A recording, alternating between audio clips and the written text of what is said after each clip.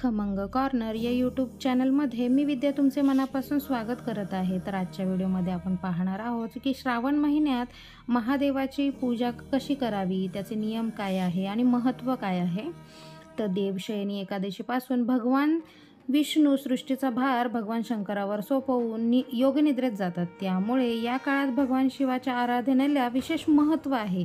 महादेवाच्या उपासनेसाठी श्रावण महिना हा सर्वोत्तम काळ मानला गेला आहे। त्यामुळेच महादेवाचे भक्त वर्षभर श्रावण या महिन्याची प्रतीक्षा करत असतात। तर भगवान शंकराचा आशीर्वाद घेण्यासाठी त्यांचे भक्तजन श्रावण महिन्यात महिनाभर त्यांचे पूजन, जप, उपवास करतात। कोणी त्यांना दूध अर्पण करतं, तर कोणी गंगाजल अर्पण करतं, कोणी वेगवेगळ्या शिवमूठ अर्पण करूनही महादेवांची पूजा करतात। तर शिवपूजेचे पूर्ण फळ मिळण्यासाठी आपण काय करायला पाहिजे, शिवाची पूजा कशी केली पाहिजे हे आपण पाहणार आहोत।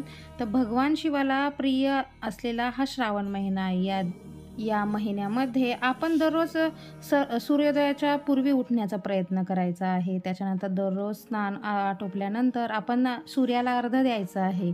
श्रावण महिन्यात प्रदोष काळातच भगवान शिवाची पूजा करण्याचा प्रयत्न करायचा आहे, कारण या काळात पूजा केल्याने देवांचे देव महादेव प्रसन्न होतात आणि इच्छित वरदान देतात। श्रावण महिन्यात शिवपूजनात गंगाजलासह महादेवाला प्रिय असलेले शमी आणि बेलपत्र अर्पण करण्याची एक पद्धत असते। ही दोन्ही पानं नेहमी देठ तोडून उलटे अर्पण करावी लागतात। श्रावण महिन्यात भगवान शंकराला दूध, दही, मध इत्यादी अर्पण केल्यानंतर जल अर्पण करावे। तांब्याच्या भांड्यातून जल अर्पण केल्याने विशेष फायदा मिळतो। शेवटी सर्वात महत्त्वाची गोष्ट म्हणजे भगवान शंकरांची अर्धीच प्रदक्षिणा करावी।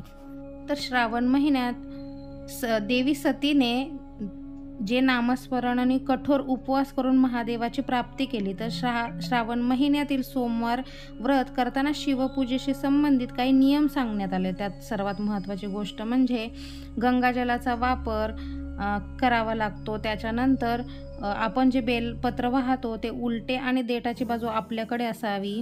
त्याच्यानंतर दूध अवश्य महादेवांना अर्पण करावे आणि या महिन्यात महादेवासह पार्वती, गणपती, कार्तिकेय आणि नागदेवा यांची देखील पूजा अवश्य करावी, त्याने आपल्याला उत्तम फलप्राप्ती होते। आता आपण पाहूयात शिवलिंगाची पूजा कशी करायची हे आपण पाहिलं, पण पिंडीवर कोणत्या गोष्टींचा अभिषेक केला तर आपल्याला काय फलप्राप्ती होते हे आपण पाहूयात। शिवलिंगावर अनेक जण जल, बेलपत्र अर्पण करतात, पण याशिवाय शिवलिंगाला अनेक वस्तू अर्पण केल्या जातात। शंभू महादेवाला अनेक प्रकारच्या द्रव्यांनी अभिषेक केला जातो, पण प्रत्येक प्रकारच्या अभिषेकांसाठी वेगवेगळे परिणाम असतात। तर आपण पहिला परिणाम बघूयात की शिवलिंगावर काही विशेष पदार्थांनी अभिषेक केला जातो। शिवलिंगावर कच्चा तांदूळ अर्पण केल्याने धनाची प्राप्ती होते। तीळ अर्पण केल्याने पापांचा नाश होतो। तसेच आपण शिवलिंगावर जव अर्पण केल्याने अनेक दिवसांपासून सुरू असलेल्या समस्या दूर होतात। शिवलिंगावर गहू अर्पण केल्याने योग्य पुत्र होतो। त्याच्यानंतर शिवलिंगाला जल अर्पण केल्याने कुटुंबातील एखाद्या व्यक्तीचा उच्च ताप कमी होतो असे मानले जाते। शिवलिंगावर दूध, साखर मिसळून अर्पण केल्याने मुलांचा मेंदू तीक्ष्ण होतो। शिवलिंगावर उसाचा रस अर्पण केल्याने सर्व सांसारिक सुखांची प्राप्ती होते। शिवलिंगावर गंगेचे जल अर्पण केल्याने शारीरिक सुखांसोबत मनुष्य मोक्ष प्राप्त करू शकतो। त्याचप्रमाणे शिवलिंगावर मध अर्पण केल्याने टीबी किंवा मधुमेहाच्या समस्येत आराम मिळतो। शिवलिंगावर गाईच्या दुधापासून बनवलेले शुद्ध देसी तूप अर्पण केल्याने शारीरिक दुर्बलता दूर होते। तर अशा प्रकारे शिवलिंगावर शमीच्या झाडाची पाने अर्पण केल्याने सर्व प्रकारच्या दुःखांपासून मुक्ती मिळते। असे मानले जाते की हे सर्व अभिषेक सोमवारी, शिवरात्री आणि महिन्याच्या नित्यनेमाने केल्यास अधिक लाभ होतो।